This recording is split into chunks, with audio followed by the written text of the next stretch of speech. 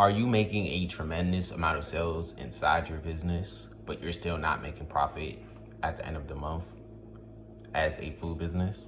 My name is Joshua McIntosh. I've been working with food businesses for 6 years, and today I'm going to help you crack that issue and hopefully start making money inside your company. And I also have a handy dandy notebook, so if I look down here and back up, I'm just taking notes so I can make sure I'm properly educating you. So while you're making sales but not a lot of money, the first thing I would say is, because it's really, really simple when you crack it down. You have your revenue, then you have your expenses, or you have the amount of sales you're making, then you have your cost. And your costs are way too high with the amount of sales. So once you take your sales and you minus your costs, if they end up being too high, then that's going to be your profit at the end of the month. And you're going, all right, Josh, I already know that I'm making sales. I already know that my costs are too high. I already know that I'm not making money. How do we fix it? The first thing that we do is we take a step back and we have a financial plan. I know you're so tired from working 6 to 7 hours a day.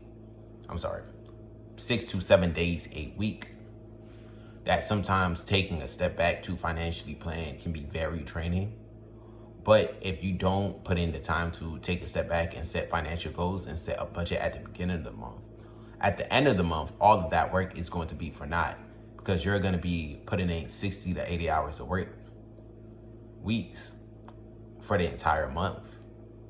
And your business is going to still be inside the red, and we don't want that. We want your business to be doing very well.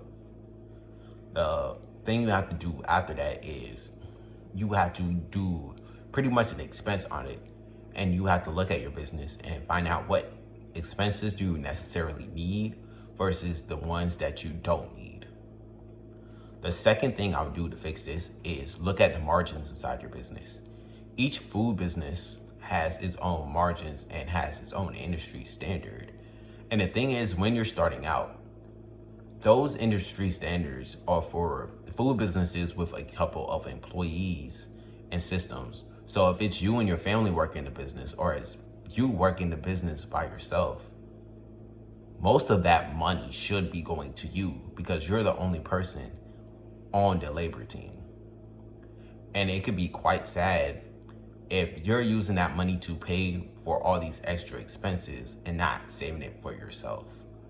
So you're actually in trouble if you're looking at the industry standards and the margins and you're not allocating all your money properly inside your business. The third thing I would look at is food costs.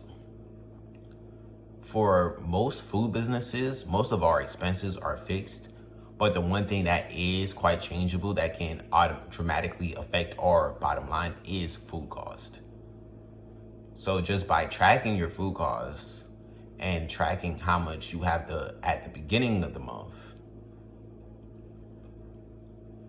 versus how much money you're making from that food, you'll be surprised how much it dramatically increases your bottom line.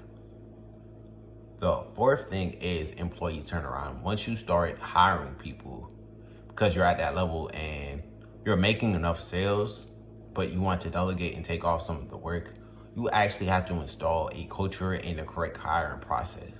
Because for every employee that turns over, you're actually losing 1.5 to 2 of their salary, which is absolutely insane.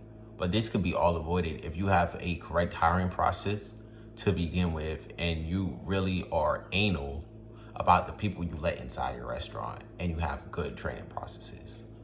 Especially since the margins inside food businesses are so slim, we actually have to be very careful about this and very efficient on who we let inside our team, inside our culture, inside our organization, because they have a large effect on our bottom line. And the fifth thing is having no financial systems that psychologically make you save money. For example, during tax time, if you're struggling to come up with the money to pay taxes, there are software and apps there that can automatically pull out those taxes so you don't have to worry about it.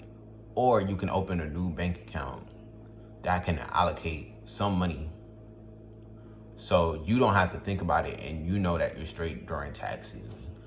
Taxes are a good example, but you can also allocate some money for an emergency fund, because there are going to be up seasons and down seasons inside your food business, and an emergency fund can prepare you for everything.